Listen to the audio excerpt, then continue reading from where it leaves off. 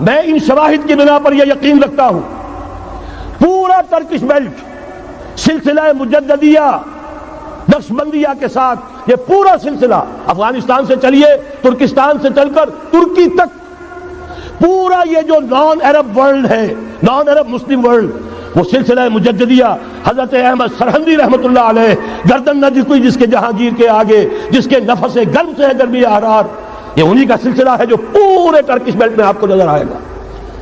پھر شاہ ولی اللہ جیسا مفکر. بہرحال یہ تمام شواہد ہیں اور میرے لیے تو سب سے بڑے شواہد جو ہے اب وہ احادیث دیکھیے جو حضور نے بیان فرمائی. جب یہ مارکا گرم ہوگا ایک حدیث ہے حضور فرماتے ہیں ابن ماجہ کی روایت ہے حضرت عبداللہ ابن حارث رضی اللہ تعالی عنہ سے یخرج ناس من المشرق یؤتون للمہدی یعنی سلطان ہی. جب اس عالم عرب میں دیکھیے ایک بات میں عرض کر چکا ہوں بڑی تلخ بات ہے عالم عرب ہمارا بہتر حصہ ہے افضل حصہ ہے ان کو اللہ نے فضیلت ہم سے بہت زیادہ دی ہے. سب سے بڑی فضیلت کہ محمد خود صلی اللہ علیہ وسلم عرب تھے یہ رتبہ بلند ملا جس کو مل گیا. پھر مستقل فضیلت اللہ کا کلام ان کی زبان میں موجود ہے مادری زبان. لہذا اگر انہوں نے کوتاہی کی انہوں نے پیٹھ دکھائی بہت بڑے مجرم ہیں اس میں کوئی شک نہیں. اور یہی وجہ ہے یہ سارے ملاحم وہی ہونے ہیں ایسی ایسی بھاری جنگیں حضور فرماتے ہیں اتنے لوگ ہلاک ہوں گے کہ پرندہ اڑتا چلا جائے گا اترنے کی جگہ نہیں ملے گی لاشیں ہی لاشیں ہوں یہ شکل ہونے والی ہے. اور میں تو چونکہ ایک مضمون اور کتابچے کی شکل میں بھی شائع ہو چکا ہے اس میں کہ حضور کی اس حدیث کے حوالے سے میری امت پر بھی وہ سب کچھ وارد ہوگا جو سابقہ امت پر ہوا اسی کے حوالے سے عرض کر چکا ہوں. اگر اس صدی میں ہولوکاسٹ میں 60 لاکھ یہودی مارا گیا ہے کوئی اسی کا دوبارہ چربا جو ہے امت مسلمہ پر بھی آنے والا ہے. لیکن اس کے بعد پھر ان کے لیے فوجیں جائیں گی مشرق سے وہاں جو امام ہوں گے جو بھی ان کو لیڈ کر رہے ہوں گے حضرت مہدی. یہ تصور ذہن میں رکھیے ہمارے مابین اور عیسائیوں کے مابین حضرت مسیح کی ذات مشترک اگرچہ ان کا یہ عقیدہ ہے کہ وہ سولی دیے گئے فوت ہو گئے معاذ اللہ ثم معاذ اللہ پھر زندہ ہو کر آسمان پر گئے پھر آئیں گے. ہم کہتے ہیں نہیں وہ سولی دیے ہی نہیں گئے وہ زندہ آسمان پر اٹھائے گئے واپس آئیں گے. گویا کہ بہت حد تک اشتراک ہے لیکن ایک اختلاف بھی ہے. اسی طرح حضرت مہدی کے بارے میں شیعہ اور سنی تصورات میں اتفاق بھی ہے اختلاف بھی ہے. یقیناً امت مسلمہ امت عرب مجھے تو اقبال کا وہ شعر یاد آتا ہے خون اسرائیل آ جاتا ہے آخر جوش میں توڑ دیتا ہے کوئی موسیٰ طلسم سامری. تو کیا خون اسماعیل جوش میں نہیں آئے گا؟ حضرت اسماعیل کی نسل میں حضور اور حضور کی صاحبزادی حضرت فاطمہ رضی اللہ تعالی عنہا حضور نے فرمایا میری اس بیٹی کی نسل میں اللہ تعالیٰ ایک شخص کو اٹھائے گا جو اس وقت مسلمانوں کی قیادت کرے گا. یہ چیز ہمارے اور اہل تشیع کے مابین مشترک. فرق یہ ہے وہ سمجھتے ہیں کہ ان کے 12ویں امام کہ جو آج سے 1200 برس قبل روپوش ہو گئے تھے وہ ظاہر ہوں گے. ہمارے نزدیک نہیں وہ پیدا ہوں گے نو مولود ہوں گے عام انسانوں کی طرح آئیں گے ہوں گے نسل فاطمہ میں سے رضی اللہ تعالی عنہا اور وہ اس وقت عربوں کی قیادت کریں گے. خون اسماعیل آ جائے گا آخر جوش میں اور کوئی حضرت مہدی وہ آئیں گے اور اٹھیں گے اور قیادت کریں گے دجال سے مقابلہ کریں گے اور اس ملاحم کے اندر قیادت فرمائیں گے. لیکن ان کی مدد کے لیے مشرق سے فوجیں آئیں گی. گویا کہ پہلے مشرقی کسی ملک میں یہ نظام قائم ہو چکا ہوگا کوئی ایسی طاقت وجود میں آ چکی ہوگی کہ جب وہاں بھٹی دہکے گی تو وہاں کے مسلمانوں کی امداد مشرقی ممالک سے جائے گی. اور ایک دوسری حدیث میں یہ تو ترمذی کی روایت ہے کتب حدیث میں 3 نمبر پر کتاب یہی ہے صحیح بخاری صحیح مسلم پھر یہ جامع ترمذی. اس میں حضرت ابو ہریرہ سے روایت ہے یخرج من خراسان رایات سود. خراسان میں بتا چکا ہوں حضور کے زمانے کا خراسان افغانستان کچھ حصہ پاکستان کا کچھ روسی ترکستان کی آزاد ریاستیں جو ابھی ہوئی ہیں تھوڑا سا حصہ ایران کا یہ خراسان بزرگ یہ اولڈ گریٹر خراسان. یہاں سے فوجیں چلیں گی سیاہ علم برآمد ہوں گے اور کوئی طاقت انہیں روک نہ سکے گی ان کا منہ پھیر نہ سکے گی یہاں تک کہ وہ ایلیا حضور کے زمانے میں یروشلم کا نام تھا یہاں تک کہ ایلیا میں جا کر نصب ہو جائے. گویا کہ یہ جو ہمارے ہاتھ سے نکلا ہے قبضے سے پہلے بھی عربوں کے ہاتھوں سے نکلا تھا بیت المقدس یروشلم، عرب واپس نہیں لے سکے تھے۔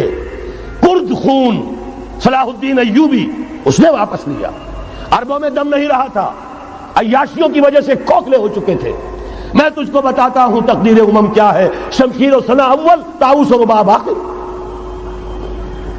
یہی وجہ ہے کہ تقریباً 20 صدی کے بعد ان کی حکومت ختم۔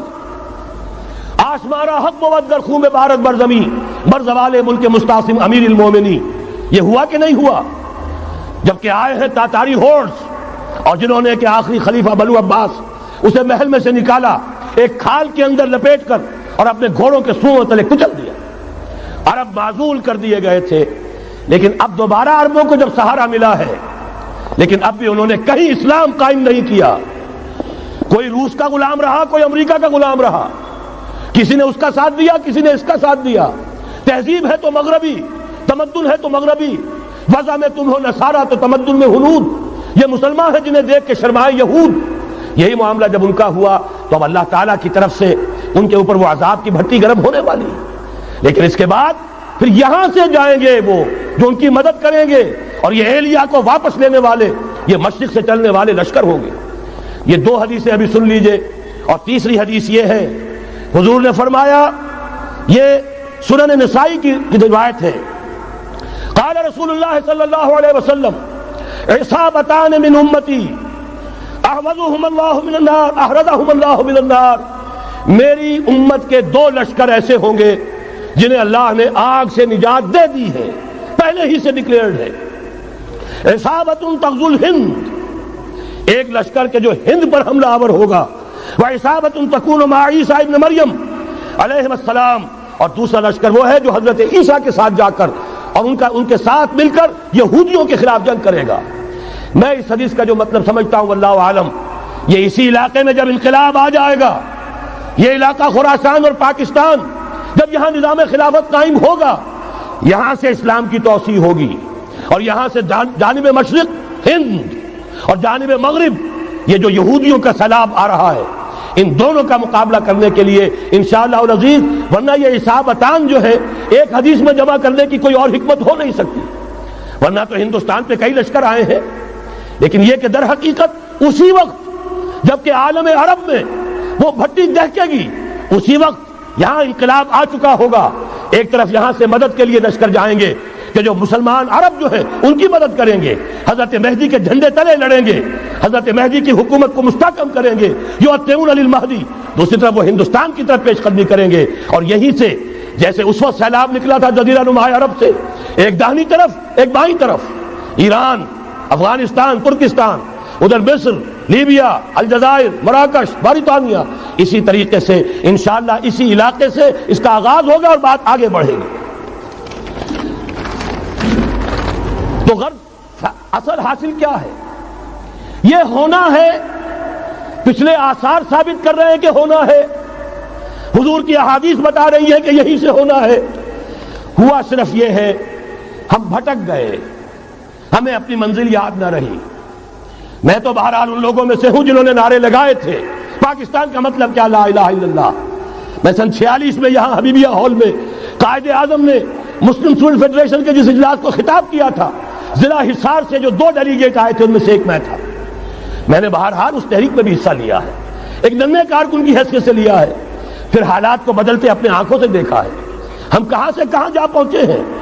ضرورت صرف اس بات کی ہے کہ آج ہمارا حال یہ ہے، ہماری قیادت، ہماری سیاست ان لوگوں کے ہاتھ میں ہے کہ وہ فریب خوردہ شاہی کے پلاح و کرگسوں میں اسے کیا خبر کہ کیا ہے، تب وہ تاب جاویدانہ، ان کی تہذیب مغربی، ان کی ذہنیت مغربی، ان کی وضاقتہ مغربی، ان کا تمدن مغربی، ان کی سوچ مغربی، ان کے سارے اطوار مغربی۔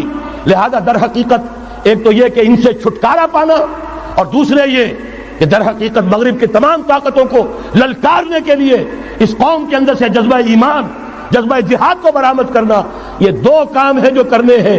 اور اگر ہم یہ کر لیں گے، جیسا کہ میں نے آیت آپ کو سنائی تھی، اللہ کا کوئی وعدہ غیر مشروط نہیں، ایمان اور عمل صالح، ایمان اور جہاد، یہ وعدے پورے کرو گے تو اللہ کا وعدہ بھی پورا ہوگا۔